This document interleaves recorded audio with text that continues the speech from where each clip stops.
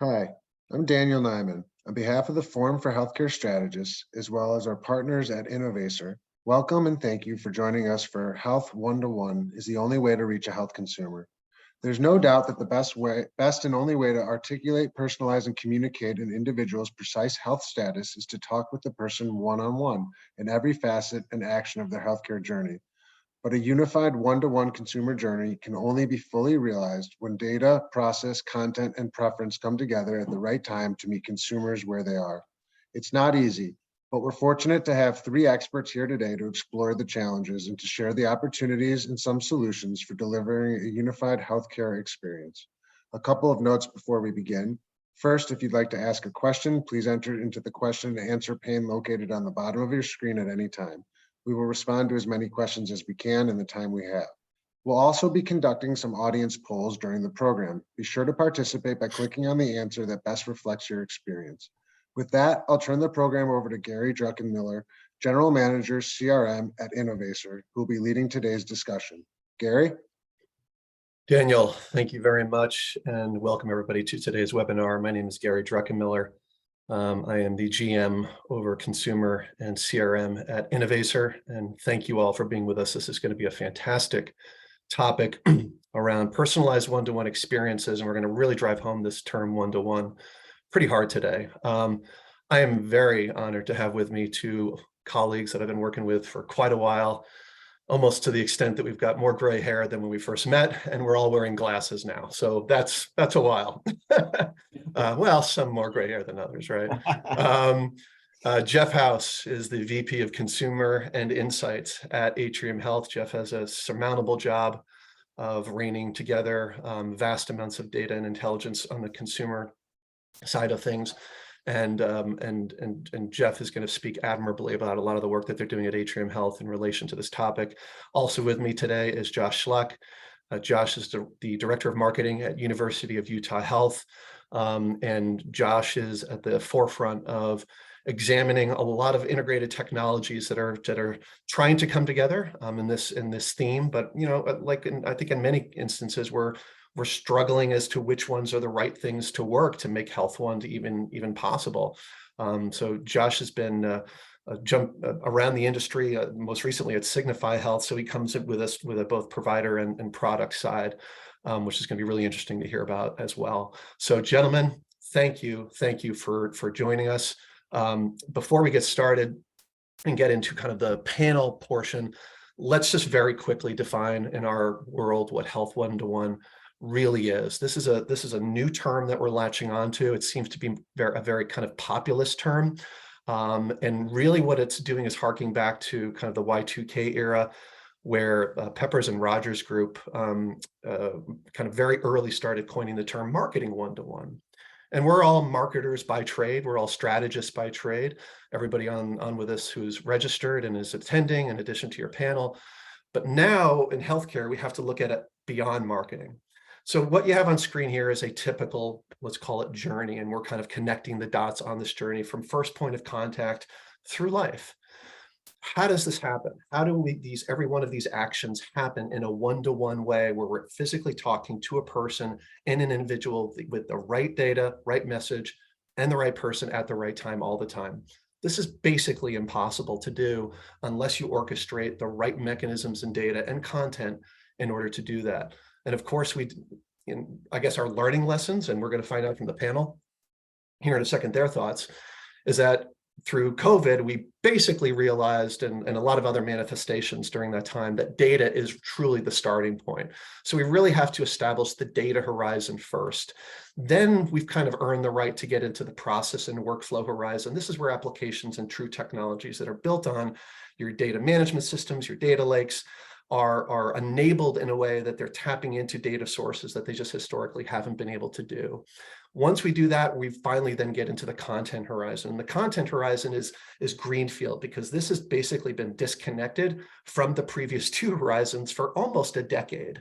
So now we're basically saying, if you've got a data horizon, you can finally attribute that to a content horizon, because content is data and data is content. They can be matched in a very linear fashion. And then by doing those 3 horizons, we of course now have earned the final right to talk to the consumer or patient. This is where health one-to-one finally becomes a reality, where if I'm able to draw a line from the data horizon all the way out to any one of these dots, I am forced to cross over all 4 of these horizons at the same time, delivering a perfectly articulated message to an individual in sequence at the right place of their care, at the right place of their interactions with the health system. We define this as finding, guiding, and keeping patients along the entire experience of their journey. Jeff, Josh, I think this is a good transition for us to get into the panel. Do you guys both agree with this? Is this kind of how you have this in your head of how health one-to-one is going to come to realization? Absolutely. And first, I just want to say thanks for letting us be a part of the panel today. It's a topic that's obviously near and dear to me. I've got a team of experts that I work with that are a whole lot smarter than me that are helping me figure this thing out. But we're about 2 years into a 4 to 5 year. You have a health one-on-one. I may slip up and call it our CX VOC strategy, but at the core of it is absolutely what you're demonstrating right there. We call it a quantified consumer journey framework. You got it there as health one-on-one. It's the same concept. But You're absolutely spot on. That is the core to establishing a strategic approach and then a tactical implementation to be able to act upon it. Terrific.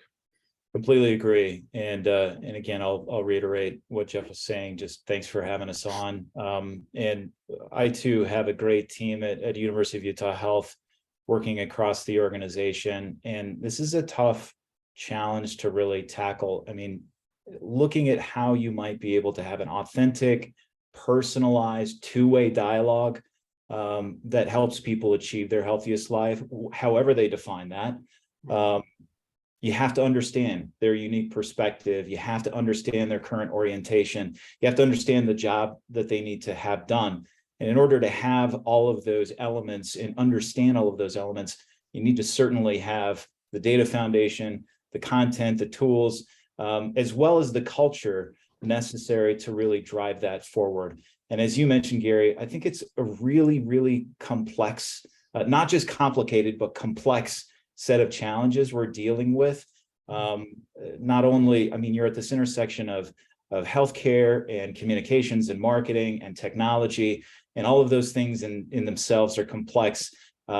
So how do we really make all of this happen? Goes beyond inbound and outbound marketing or any technical solution. It's really about cultivating that personal relationship and how we can continue to get better in going towards that one-to-one approach. We've been really good at the population health thing, which should continue, but the next horizon, as you mentioned, is really how we make it unique and personalized to an individual. Terrific. Thank you both. That's a fantastic setup. And what I'm encouraged about in this conversation is that we're certainly no longer afraid of challenging each other. And that's why we kind of name this, change my mind, right? Like, how possible is the art of the possible is really the question that's on the table for all of us. We've been shaken out of apathy. We're now being thrust into these areas where change has to happen in comparison to what got us here in such a small amount of time to get it right. So now we're all being thrust together, in some cases crashing together, to make this happen. So speed round question to get this topic really going in 60 seconds or less. What does health one-to-one, or how you define it, CX or whatever the term you use, but we'll continue with this theme, health one-to-one mean to you? Josh, why don't you kick that off first? 60 seconds or less. I'm gonna do it really short, maybe even less than 20 seconds. Good. So meeting customers, consumers, patients, those you're looking to reach and engage with your organization at the right time, the right place, with the right services, the right products, the right programs, the right information to make the right decision and behavioral change. And I know that that's really short, but ultimately we're about behavior change and we're about outcomes. And mapping what we have and what the customer and consumer is experiencing and needs. That's what it's about. Perfect. In this new world order, simplification is okay. Absolutely. Jeff, fire away. 60 seconds or less. What's health? I'll try and do it in 62. Yeah. It's cliche to say experience is the new brand. between declining brand preference, brand differentiation is shrinking. All the data suggests this growing non-preference across all national markets. It's happening. And so really, to me, what Health One-on-One demonstrates is the ability to create just a better balance of the way that consumers experience us and the process of receiving the care, not the literal health care itself. I don't think that changes. It's the process of receiving that. When you make the decision to get seeking care, making the decision of choice, all those attributes in terms of the journey. But it's really evolving from an inside out historical build to the average approach to one that's delivering really on an individualized consumer want and need as a person, as an individual, not necessarily as we see them as a data point at a given point in time. It is internal culture change. It is planting the flag on a commitment to do this. You cannot undo this once you start, because it will become an expectation. And I think a big part of that is developing an understanding of what elements of this is soon going to be table stakes and what really gives you a competitive advantage or not. Beautiful. Fantastic. If somebody was doing this already, we probably would have heard about it, right? Which is just tantamount to the notion that nobody is doing this. We're being finally forced to kind of look far, far ahead, beyond what's at the end of our desk, beyond what's at the end of one department meeting versus another department meeting, and really rationalize a supervision that most within the provider space have really not been able to characterize in a way that allows us to move quickly, especially when we've got disruptors coming in who are kind of ready to eat the lunch that's left on the table. So noting that we haven't made a lot of these progressions, this is a good kickoff for, in the way that we wanted, I should say. This is a good kickoff for our first question, and Josh, I'll pose this to you. What are aspects of the American US-based health system with respect to the design and function of these types of attitudes and cultures, and I like the term that you used, that have kept us from achieving one-to-one relationships with consumers? What are some of the things that have historically gotten in the way and that you're trying to overcome? Yeah, that's great. Thanks, Gary. And, I think I'll take a macro maybe approach to answering this question. There are a plethora of factors, obviously, but I want to focus on three in particular. The first is adverse selection. The second is fragmentation. And the third is data fluidity. So I'll talk maybe each couple of minutes about each one of those. So adverse selection, I'm sure everyone's familiar with the concept, but if you're not, it's where the seller of something has more information than the buyer of something. And I know we don't like to think in terms of sellers and buyers in healthcare, so maybe that's a little bit of a bad analogy, but I think the concept applies. We in healthcare have more information about an individual, about treatment methodology, about what's next than a lot of times the consumer. However, there's a consumer autonomy and consumer-based approach that's also sort of conflicting with that. So adverse selection often is applied to things like health insurance, but I think it's really applies to the care delivery setting as well. For instance, it's still really difficult for the average person to interpret objective cost and quality attributes when choosing their care, or even downstream implications of their own behavior as it's related to their health. Collectively across an organization like University of Utah Health, it's up to all of us to minimize the gap between what we know about an individual's health condition and orientation, where they're at, and what they know and their orientation and where they're at. And there are a lot of different ways to accomplish this. And they can vary by context, whether it's focusing in on what's happening with the actual care delivery inside the four walls, or whether it's happening outside the four walls of a clinic or hospital. But ultimately reducing this gap in what we know versus what they know and how we can map those things together. It's not just one person's responsibility. We're hyper-focused on addressing adverse selection by looking at how consumers find, navigate, engage with, and act upon information about their health. And I know we're going to go into some of that. The second challenge I really see is around fragmentation. And it's a pretty obvious one, but It pervades almost every aspect of healthcare as we know, and is an outgrowth of the complexity we were talking about earlier. And fragmented, I mean, from business incentives, care delivery methods, access platforms, information availability, it's all fragmented. Even the sheer number, and I know in the marketing departments, we have challenges with prioritizing this, but the sheer number of treatments and services that are available from your average health system, there are hundreds, thousands of potential things that you could talk about, feature, and connect an individual to. And as we think about how that might be a barrier to individualized one-to-one health engagement, I think it's really difficult to find ways to integrate and consolidate and simplify. And Gary, you mentioned that on behalf of the end customer. We've been really intentional at University of Utah Health. I'm still fairly new at University of Utah Health, but I've already seen it. Really intentional about bringing others to the table in maybe unexpected ways. So in marketing as a shared service, I think it's up to us. We possess a unique view across the organization.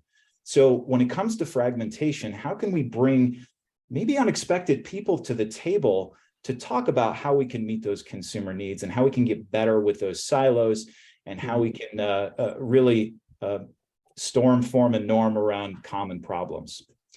The third challenge is really, I see around data liquidity. And I know Jeff's going to probably talk a lot about this in the analytics piece, but a lot of the fragmentation that's occurring, the ability to reduce adverse selection, all of that's directly attributable to what we know about consumers as they navigate the healthcare landscape. I think we all know a little bit about it, but each person is unique. They're a person, they're a human. They're complicated, right? They have lots of life experiences. They may have a unique blend of symptoms or conditions, pre-existing conditions.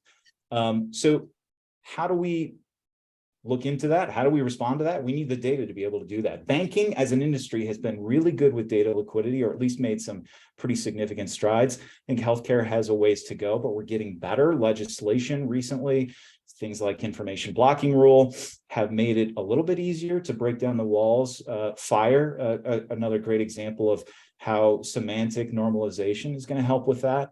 But we need that data to be able to personalize that orientation, that journey, that content, all of the things you talked about before, Gary. It's not going to solve all the issues, but it is the foundation of where we need to get to, in a really more comprehensive way to reduce adverse selection and fragmentation. Those are fantastic answers, Josh. And one thing you struck me before I move over to Jeff, the notion of department cohesion. When you have department cohesion, when you have lack of department cohesion, you have lack of data cohesion, you have lack of workflow cohesion. I mean, it runs rampant. And so the fragmentation you speak of now, basically it's just pervasive. It's almost like the air traffic controller department doesn't talk to the pilot department. Okay, well then the plane crashes, right? I mean, it's like, these are the dividing lines that we're really talking about here, right? Absolutely. And it even goes beyond just internal to the department. I think about the larger market should have the data fluidity to be able to, of course, look across and say, well, what's happening, with the provider that maybe isn't us. Anyway, you get it. Yeah. Liberating the data is a common phrase now. And I know that Jeff, you probably use this often. So Jeff, let's move over to you and get into, as Josh alluded to, kind of maybe some of the specific data components, since this is your wheelhouse. So at Innovaccer, we have what is more classically defined as a CRM maturity assessment that lets provider organizations know where they are in terms of best practices for CRM, which is obviously the precursor to Health 1-to-1. CRM is kind of the foundation. Health 1-to-1 is the dream. More than 2/3 of the respondents that we're seeing have shown significant shortcomings in the type of data that they use internally and the ability to bring data together within a Health 1-to-1 process and workflow, kind of what we showed off at the beginning. So, and I'm going to ask a different type of question later on, but what types of data does Atrium take in from and integrate, pull together for strategically communicating in a more Health 1-to-1 way? Yeah, it's a great question. And a lot of this is not going to be rocket science, because I think as marketers, we're looking at a lot of this right now, or we've wanted this for a while. Right. When I stepped into the role, we looked at simplistically dividing it. What internal sources do we have? want, need? What external sources do we have, want, need? Internally, we're clearly talking about data from our EMR. We have 2 PX systems. Unfortunately, I'd rather have 1, but we have 2. We're looking at heavy use of looking at days lag, appointment scheduling data, basic operational data, utilization, capacity. We are splitting mode there, looking at virtual and in-person, and trying to look at the nature of the interaction with the people. And then obviously user engagement data on our patient portal is a pretty big deal for us as well. Externally, we had very limited capabilities. So one of the things we've spent the last year and a half building is how do we bring that external data source in, and how do we listen more? And instead of this, I mentioned it earlier, this inside out approach, I've looked at demographic stats for years as a marketer. I've looked at demographic cuts and filters for years, but that's not how people think. That's not how they're wired. So one of the things I would suggest is definitely looking at how you resource your consumer listening. And that means people, and that means dollars. I've been fortunate enough to really be engaged with an organization that believes in it. I do have 2 full-time FTEs focused on consumer sentiment and consumer perceptions. And we've built things like, obviously, literally building, primary ad hoc consumer perception research, weekly panel. We've built panels in each of our markets and regions. We're doing weekly at a minimum pulses on various consumer topics. And we're also holding ourselves to a standard of quarterly or biannual multi-state, multi-market, macro consumer research studies. They're not cheap and they're not easy to pull off, but the findings, I'm going to talk about one of them in a minute with you, are fantastic, and they're impacting and overlaying what we already have. Yes, we have social listening data. Yes, we've invested in user testing research. And yes, we're pulling GMB related content and other third-party reviews into the system. Those are not all shockers to everybody. There's things you should be doing. I would love to tell you, and going back to Josh's fragmentation question, I think it's real. These are all different data sources from different stakeholders, different systems. We have been fortunate to be integrating with 3 other fantastic health systems over the last year and a half. So now we're multiplying the number of systems. You get to the point where all of a sudden you say to yourself, this is 30 data systems, 40 data systems that eventually we're going to try and pull into this ecosystem. I'm not telling you we're there. I'm telling you we're on the roadmap there. We have pieces and parts of this built, but it can get exponentially really large. And so one of the challenges is fragmentation and bringing it all together. Now that's all the hard data, right? That's all the data of a behavior, the data of an engagement, the data of a demographic. One of the things we wanted to do a little different was literally, it's going to sound simplistic, we wanted a different segmentation on consumers than we've ever thought of it as marketers. Again, I go back to some of my previous days, 10, 15 years ago, we were slicing and dicing females 35 to 44. What do they think, right? That's how we were cutting people. And we all do it, and we probably still do it to some extent. Yeah, we still have to right? do it. Yeah. We do it. But what we took was a different approach. And I would recommend thinking about a custom segmentation for your own organization. And there's multiple ways you can do it. What I'm simply saying is define the way that works for you. We chose to go and develop a segmentation on customer attitudes, wants, and needs. How are they wired as an individual, and how are they wired in terms of their healthcare behaviors? So for example, we tested, and I'll give you some stats in a minute that'll I think are telling why this was valuable. We tested the decision to seek care. Are you the type of person that puts it off to the last minute, or are you the type of person that plans ahead and wants that relationship? What's the time trade-off for seeing a provider? Are you willing to see anybody if we get you in fast? Or are you willing to wait for your preferred provider? Autonomy and decision-making. How much of the decision-making process do you want to own? How much do you want the health system to own, or your physician to own? Or what's that mix? Things like receptivity technology, price transparency, all of those types of attributes about the way people are wired. We didn't even look at the demographics until after we were done with the segmentation. And to give you an example of why it was valuable to us, let's go back and I've got some stats here. I had to write them down because I couldn't remember. I wait until absolutely necessary before getting care from a healthcare provider, right? That's how that person is wired, and the timing, and you better be there at the time they make that decision, right? Our average said that 29% of consumers, 29% of our consumers in the segment said that that's how they behave. They wait until absolutely necessary. However, our maximum segment, 68%, 2/3 of the people in one of our segments said, I'm the kind of person that waits until the last minute. On the opposite extreme, we had a segment, and there are 7, we had a segment that 1% of the people said that. So when you look at the various range of 1% up to 68%, if I look at those people on paper, I'm going to probably see a lot of them very similarly. But I've got a pretty broad range of somebody saying basically nobody thinks that way in this segment, but 2/3 of the people think that way in this segment. Another example, to give you some math. Yep. I want to be seen by my preferred provider, even if it takes longer. We are all struggling with appointment days lag, getting people in, getting them in quickly, getting where they need to go. To give you some math, overall in our 7 segments, 47% of people said, I want to be seen by my preferred provider, even if it takes longer. Now, I know we tend to look at data and say, we've got to get them in quicker. It's 6 days. It's 6 days. But what about that person who says, I'm the kind of person, I'm willing to wait 2 weeks if I can get in to see the person that I want to see versus anybody else. We had a segment that had 73% thought that way, and another segment that, again, 0%. And what I'm trying to demonstrate is you got to get beyond the demographic static math that we've all looked at and get to how people are wired. Obviously, on top of that, you got to figure out what type every person is, which is another challenge and takes a while to do. But hopefully what I'm demonstrating is if you really want to get personal with people, if you really want to develop this individualized approach, you got to balance outside in thinking and inside out thinking. But outside in is how am I wired as a general person in some of these healthcare seeking attributes? That's amazing. I have a response to that. Before we do that, I think we got our first inline poll that we're going to show up for everybody on with us today. And then I'll come back to you, Jeff, because that was a great response. What are your top health one-to-one initiatives based upon the primers that we've actually shown here today in terms of how we're defining health one-to-one? Of course, it's the big end game. What are your top health one-to-one initiatives heading into 2023? Journey strategy and mapping, data standardization and quality, insights to support strategic planning, and value levers to prove ROI. Interestingly enough, Josh and Jeff have both alluded to all of these within the first 30 minutes of our webinar today. So everybody can kind of go ahead and vote.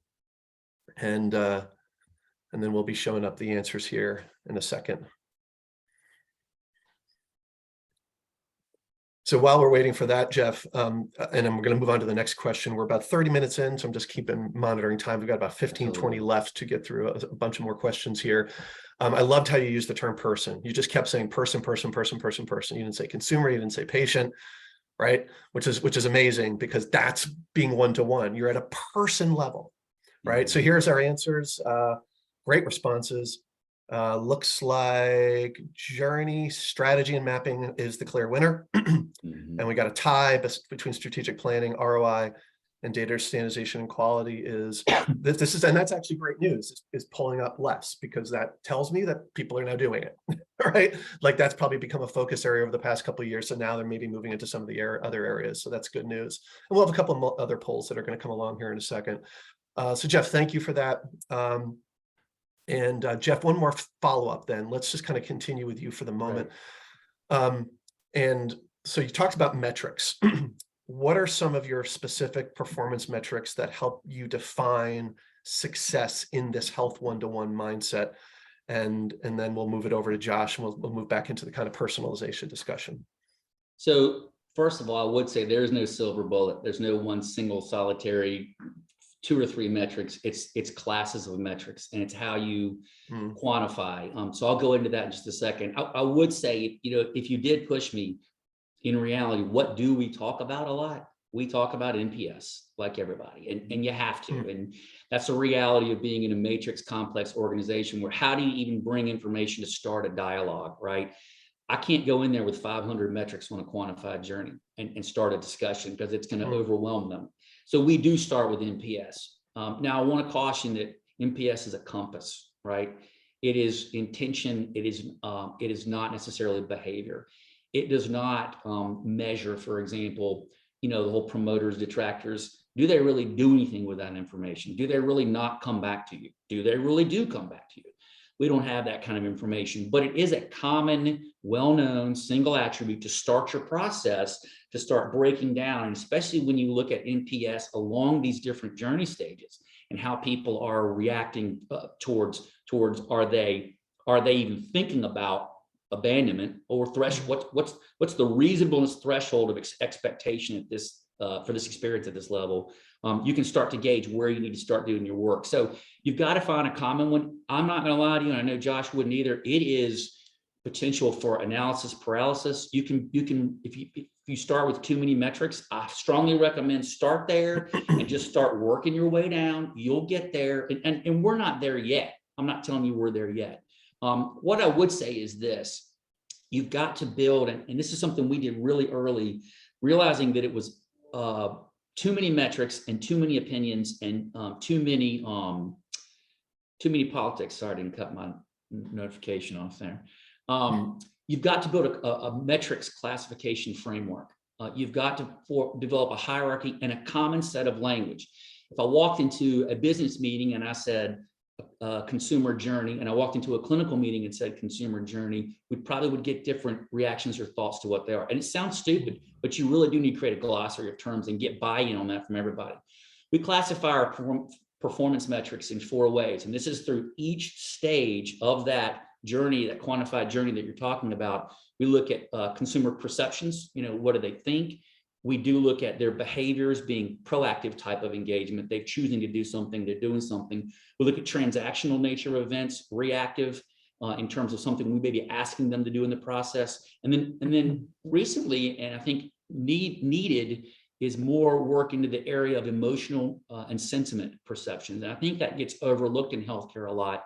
I think we all forget it's an emotional product and an emotional experience. And sometimes we leave those off the table because we think they're softer than looking at some of the real hardcore data metrics that we can look at in other ways. Yep. The other thing I'd add to you is this, and I think this was an important stage for us. To understand a metric, you've got to get a comparison level. You can't just throw a metric out there and say, well, here it is. Well, is that good or is that bad? What am I comparing to? And one of the things we did really well was we built a comparative nature in 4 different levels into every attribute that we could. Now, I'm not saying we have it for all of ours, but it's an aspiration. Obviously, we're looking at competitive positioning. Obviously, we're looking at peer group positioning on a metric, a moment that matters, a metric. And to give you an example of that, I would say, we've done research through our quantified journey research study we just did for like the last 6 months, where we didn't look at just our patients, we looked at general consumers. We have information on our competitors, on how they scored them on the moments that matter in their journey process. Specific example is days lag. We actually have thousands of respondents for our competitors telling us how long it took to get in. But more so than that, we're using that data to determine what is the consumer threshold of reasonableness. Where is it that they're expecting to land, and by segment in that moment that matter? And then what we can do is also say, are we above the threshold of reasonableness? Are we beating their expectation? Okay. Is our competitor okay? Do we have an advantage or do we not? Alluding to what I talked about earlier. The other is a threshold of abandonment, because we asked questions and we prodded what would cause you to walk out? What would cause you to say no? What level of this metric, of this math, of this experience would say, I'm done, I'm going somewhere else? So we have 4 comparative measures when we score ourselves against competitors, peer group, threshold of reasonableness in consumers, and consumer threshold of abandonment. Awesome. So that, Josh, that's sorry. No, that's great. This is we're getting deeper and deeper, and yeah, we will start to shorten their timeline here a little bit, just to keep monitoring. But this sets Josh up really nice for our next question, because these analogies of health one-to-one and the approaches are obviously rooted in a lot of kind of where Jeff's world lives, and exactly how as he articulated, Josh, being on the front lines of delivery. How do you see some of these things that Jeff is alluding to, particularly around health one-to-one approaches, improving personalization, accessibility, and innovation? What are your thoughts on that? Yeah, no, it's a great point. And just to ride the coattails of Jeff here in saying there is no one metric, there is no set of metrics that is always going to be the one you look to. It really is about the question you ask and the operating environment that you're in. And this becomes extraordinarily more difficult. And as Jeff, I think, was alluded to, when it's individual, when it's population and segment based, okay, we can do certain things, we can reach certain populations, but you add the layer of nope, two people are the same, that makes it tough. Yep. I also want to maybe round that out with, going back to, we are in the business of people and caring for people. And we need to determine, as marketers, we always think, well, let's send them messages, let's see how we hear back from them. But we need to think about when and where self-navigation or pushing information or technology ends and where the experience turns to a actual interaction with a real person. I think no matter how good the technology might get, there is still something to be said at some point in the journey for having a truly authentic interaction, even before perhaps you are booking an appointment, for example. But because of some of the challenges I sort of talked about earlier, adverse selection, fragmentation, data liquidity, there's kind of multiple layers is the way I think about it. We should be thinking about offering to consumers from a communicative perspective. And I'll sort of use the framework of the marketing funnel, but I'm actually going to say that the marketing funnel is outdated. And I think we should think differently. It's an easy visual to grasp, but I actually think we should be thinking about the marketing funnel in a way that it's a permeable structure at any point within the funnel. You will still have different ways of communicating, different content to communicate, but that person may be reaching any point in the funnel with their own unique individualized concerns at any point in time. But then you also think about, and this is where it gets really difficult, and prioritization is really important, and thinking about your culture and how you prioritize your business goals and things like that. But you have hundreds or maybe even thousands, again, of products, services, programs, et cetera. How do you really tailor each entry into the funnel, wherever it may be, to that individual? First, for us, it's thinking about how sort of that permeable funnel is supported operationally at different phases.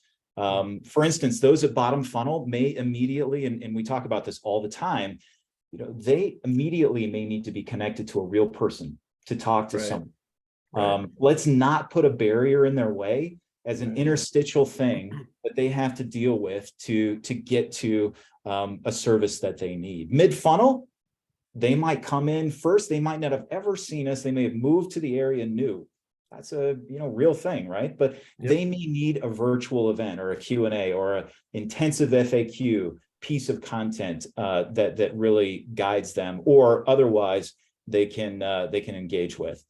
But categorizing sort of in that way, I think, can help build those mechanisms, which we can layer on personalization.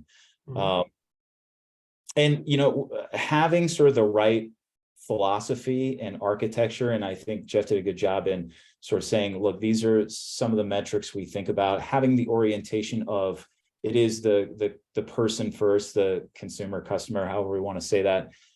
It is up to us to figure out a balance of when the onus is on them and when they are looking for information, and when the right time is to actually shift them over to an authentic person-to-person interaction. And I think, relative to your question about driving innovation and accessibility, it's going to be really important, regardless of where they're at in the funnel, to look at those key metrics relative to the questions you're asking. So lag days is a great example. Patient experience scores, another great example. If you have an area that has really poor patient experience scores relative to their discharge, I'm making this up, but certainly that's a real thing on HCAHPS, right? You need to think about, they're way down funnel. They've already had a service. So how do we tailor that interaction, or otherwise redirect them another way, so that that we're meeting them where they are? We're not just sort of blindly spray and pray with emails and, ads and that sort of thing. We really have to think about operationally, where are they coming in, what's their experience, and then, how are they navigating throughout the system? That's wonderful, and that's going to lead perfectly into our next question, which will stay with you, Josh. But I think we probably have another poll question we want to pop up here. What are the top? We've talked a lot about them. So for everybody on the line, what are your top barriers hindering your health one-to-one projects from launching? Certainly coming into next year is going to be a big one: budget cuts and reductions, staff and workforce shortages, partner tools and tech tools are too costly, bad data and poorly executed historical launches. Yeah, these sound right on point. And Jeff, we'll stay with you. Josh, we'll stay with you and just kind of move into, and we'll come back to Jeff with another question. What you're beginning to allude to as they get ready to kind of show the answers here, or responses, is a mix mash of kind of a lot of what Jeff had stated earlier, now backing into your iteration, which is looking at behaviors. What is the behavior at a particular point in time? And can you quantify that? And is the quantification of high quality? Like Jeff talks often about quant and qual, right? Can you quantify it, and is it quality? And if it has like a 99% opacity to it, use it, and use it at this moment with this message at this time. Right. So when you're talking, and I can hear the passion in your voice, like they've been through this already. Like, why are you putting them through all of that? And it's like they've been with us as a loyal, person for, let's say, 10 years, and they're at this point, yet we're doing it all over again. Why? You should know where they've come from. You shouldn't be blind to it, and your system should be articulated. So thank you for showing the responses there, Daniel. And we can begin to see that there are a lot of barriers still across the board. Of all of those percentages were pretty even. So everybody's kind of dealing with all of those things that we had up there.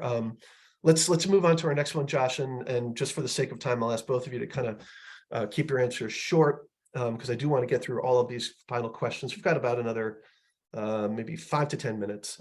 What are the most commonly missed opportunities, Josh, for provider organizations? Much as you alluded, is that our organization has found is lack of mapping, and this is one of our top answers, their consumer and patient health one-to-one journeys.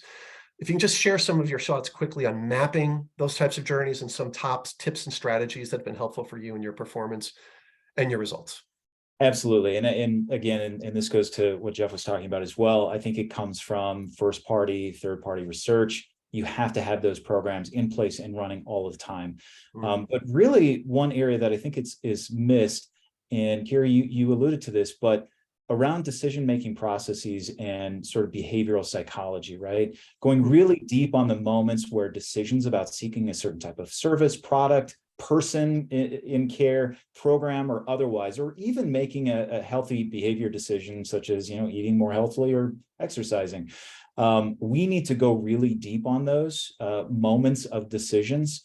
For example, we look at what are the decision-making factors for choosing a primary care provider. We know that there are some of the biggest areas of influence are, I look at who's in my insurance network, right? So how do we actually communicate and start to tell people that we either are or aren't in their network? We need people to know that, reducing that adverse selection gap. The second area that is always really important is around their current doctor and what they say and where they say to go. Maybe it's primary to specialty care. And so how are we reaching those folks? It's about our patients, it's about prospective patients, but it's also about the providers that engage with our system as well. We have to figure out, when are people making heuristic decisions, mental shortcuts, and when are they making logical decisions? Because I think, and you go back to the funnel analogy, but that is really going to drive where you're going to put your investment. You asked about budget in this last poll question, but thinking about mapping back from what are the business goals you're looking to achieve, how are you meeting people where they're at? It really is about how much do they know and how much do they need to know. Right. Right. And what are the behaviors and the decision points that we need to reach them at? It's also, and that goes to the aspect, and I think a lot of marketing departments have some work to do in this area, understanding the business and clinical aspects of care as much as possible. Let's say you want to look at the user journey around thyroid disorders.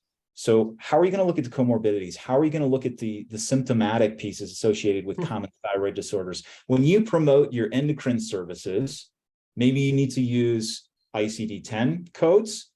Maybe you need to relay that with lab data that looks at a history of low TSH. Maybe you need to look at complaints of depression that are within the medical record or undescribed, uncontrolled hair loss. So these are the types of things that complicate that. But what are the decision factors influencing their choice around insurance networks, existing care team, family and friend recommendations? It gets complex quite quickly, but being really surgical in this way, pun intended, about audiences, about people, individuals, is critically important. And so segmentation, yeah, you still do it, but it's about layering on additional, whether it's scoring methodologies or whether it's propensity models for specific services, whether it's that data you talked about with sentiment and emotional, sort of decision-making. All of those things need to be taken into consideration. Wonderful. The term I remember using in my early healthcare life and previous healthcare life was digital anthropology. Yeah, love it. Right? Like really just digging and digging and digging until you can find those root cores that you described and bring them to the surface and synthesize them in ways that just haven't been done before, period. Wonderful answer. Jeff, I got one more question for you. Sure. We've got about 5 minutes left before we go to Q&A. So one more question for you, and then I got one more speed round question for both of you to kind of give to wrap us. So Jeff, coming back on the data side, over the past number of years, we've seen a lot of providers and payers examining new data sources, new third-party data sources to fill gaps and insights in their health one-to-one journey. This is a big, big deal, noting a lot of providers' data is got gaps. In some cases, it's pretty rotten, right? What are some of the more popular types of third-party data sources that you're examining and purchasing to fill some of these health one-to-one holes? So I'll probably will, for the sake of time, I'll hone it down on where we're going in the next year. That'd be great. Where we're going in the next year is we are pursuing and have gotten approval for building a CDP, which if everybody's familiar with, that's basically a big profiling data system on household level. We're still not sure yet on how basic consumer household information plays into our ability to understand them and to mainly, I say, move to more predictive, right? That's what we want to move to. I think a lot of our healthcare lens is looking backwards at what happened, but I think one of the absolute strategic capabilities of this type of approach is how do we get predictive. So we're actually looking at basic household information to feed into this CDP that will help us be predictive of demand, predictive of demand and needs. Obviously, we have our segmentation rolling on top of it, but I'm not going to overthink this for you. Right now, we're looking at consumer household data, and I've never used that before in terms of the models that we've been able to build, mainly because it's expensive. And I think the utility of it, still the word is out. So simplistically, we're looking at consumer household data and how we use that. Terrific. And I'm just kind of curious, and this is kind of like a moderated, somewhat yes or no. Are you beginning to use some data science and machine learning around that? I'm not even going to use the term AI because that's just ridiculous. Right. But are you doing any sort of like data science on top of that, like within a workbench, or give me any thoughts on that? That's on the roadmap to coincide with it. We've got to move from descriptive understanding of a context to predictive forecasting of where a certain person might need us or be in their journey and how we can react to that. So all the AI machine learning stuff, I think, is going to move us quickly into that category. And it's cliche to say real time, but how many times have we looked at reports that were, 30 days old? That doesn't help me right now in terms of dealing with a person walking in the door 30 minutes from now, right? But AI and ML can help you develop a real-time assessment and understanding that pulls all that together and can deliver and distribute it out to the right stakeholders at the right time. Yep. All of your answers for both of you, one of the luxuries of being a moderator is insatiably, obviously all very one-to-one, health one-to-one, but I hear this underlying presence of urgency and speed to action based upon kind of the relevancy and accessibility to data. I won't use real time either, but pretty darn close.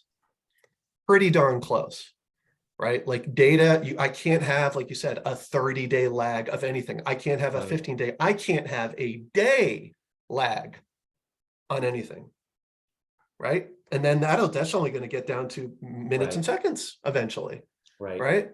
And that's crazy talk for this entire industry to even begin to think like that. But I think what we're all saying is, and it's coming back to the, prove me wrong or change my mind, it has to become that. It has to become that.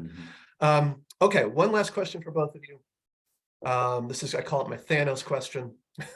If you can snap your fingers and make just one single change or improvement in any aspect of healthcare today, what would it be? Josh, you go first. Yeah, so I would answer with maybe a less technical or mechanical response, and more of a cultural or interpersonal one. And if I could snap my fingers, I would say, how does every person in healthcare think about the question of coordinating, having an orientation of coordination in all its respects, whether it's doing outreach and marketing, whether it's delivering care, whether it's having an orientation to say, well, what's next for this person, this human, this real, actual non-AI generated, right? Visualization, right? So what is next for this person, and what do I need to do to coordinate for them? I think we've gotten really good around this in some areas in recent years. Changes around value-based care have made it really a necessity to coordinate more because it's going to incentivize that. Community and social determinants focus, certainly at University of Utah Health, we have a lot of resources in that area. And then legislation designed around data transferability and interoperability is going to help with that coordination orientation.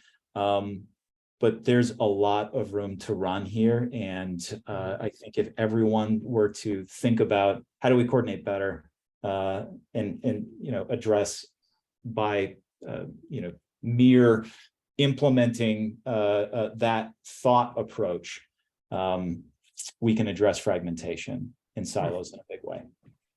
Eloquently stated, as usual. Jeff, same question over to you. If you could snap your fingers, what would you do? On a personal level, I think if every American, including myself, could lose 10 to 15 pounds, it would be a major relief to the healthcare system. I include well, myself. You just jumped over every possible problem. That's it. We're done. Have a nice day, everybody. No, and I'll answer this. This is my personal opinion. From the mission side of me, it's how do we use this type of approach to identify underserved populations, improve access to care, to the right care. I think it can be used in those ways and identify those very, very quickly. And then I'm going to be a champion for the margin side of this business. I'll champion for my CX and my marketing partners. We know we're not first at the trough for resources, but when we continue to get hammered financially and our revenue side of the books is producing 1%, 1.5%, it is not cheap to build these types of approaches. The technologies, the resources you need internally and externally, the benefit is there. It is there.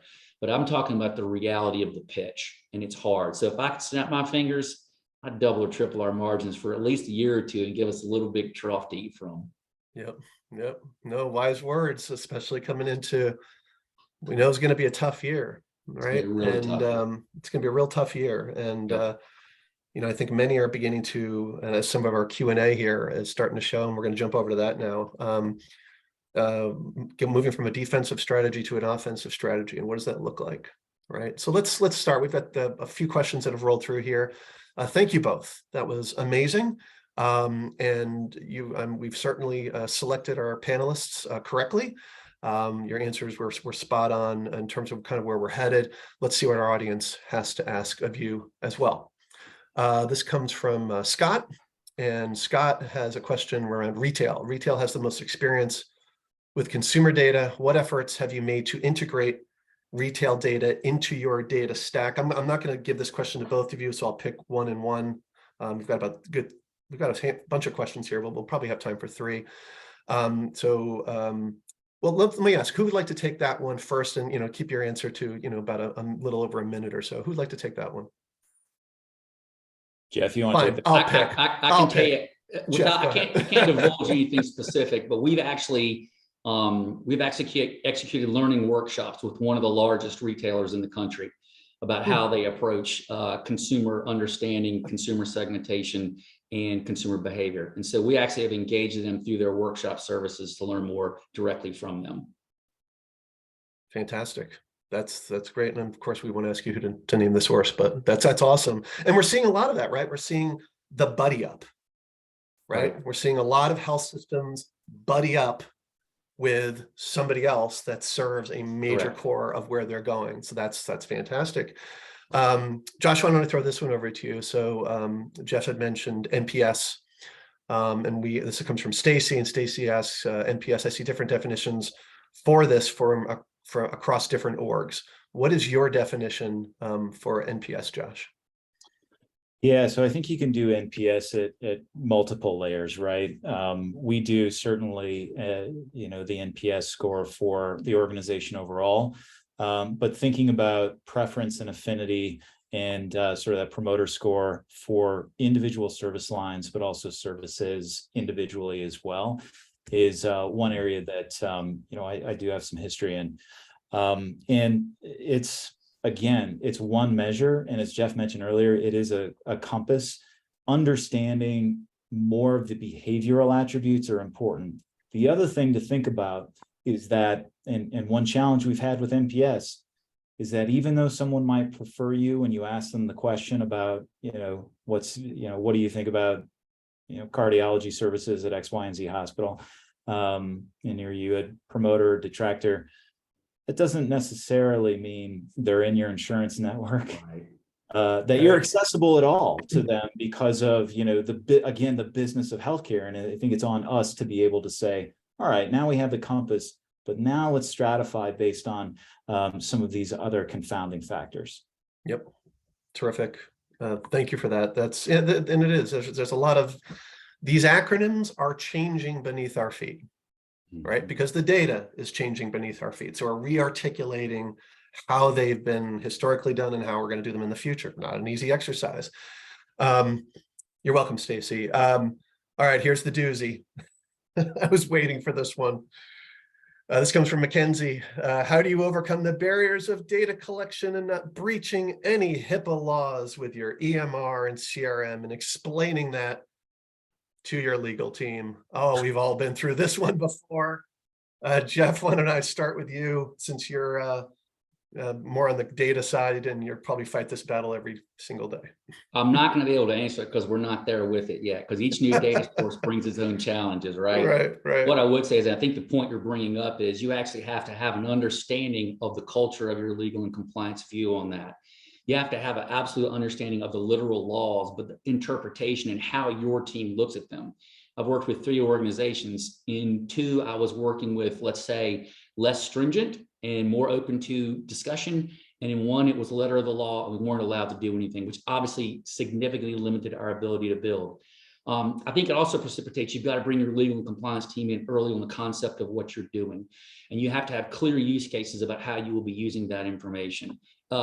We are dealing with it as it is now. Privacy laws, privacy consumer expectations will evolve and change over time. It still pops up as a concern in terms of the data that we see on our consumers.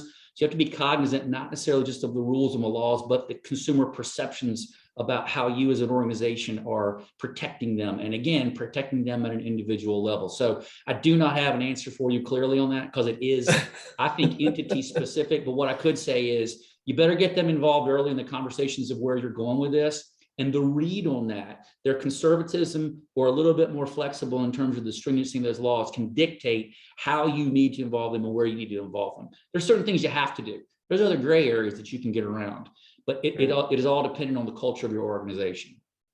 And I'll add to that just yeah, go ahead, Josh. The ethical use of data is paramount. We've all been the subject of creepy, one-to-one marketing approaches, for instance. I think it is our responsibility to use that data ethically in the right way and in a way that doesn't creep people out. Yeah. Yep. Great point. And that's how we're going to end today's webinar. We will not be creeping people out. Yeah. Which is, of course, the bane of our existence. How do we do these things without doing that, right? Well, I just want to thank both of you from the bottom of my heart for joining me today. It is wonderful to see your faces again, and I hope to see them live soon and not virtually. But thank you both for your time and diligence and preparation for this webinar. I thought that went amazing, and your answers were, as always, fantastic and on point. Daniel, we're going to hand it back over to you. Thank you, Gary. And I'm sure the audience joins me in thanking you, Jeff and Josh, for that terrific discussion. And thank you to everyone in our audience for taking the time to join us today. Please note that if you asked a question that we weren't able to get to, we'll do our best to get a response to you. We'll also be sending out a link to the webinar recording, so watch out for that in the next few days. That concludes today's program. We hope to see you at future forum webinars, as well as a Healthcare Marketing and Physician Strategy Summit, April 17th to 19th in Austin, Texas. Please visit the forum website, healthcarestrategy.com, to learn more and to register. Finally, be sure to give us your feedback by completing the evaluation survey as you exit the webinar. Thank you, and have a great day.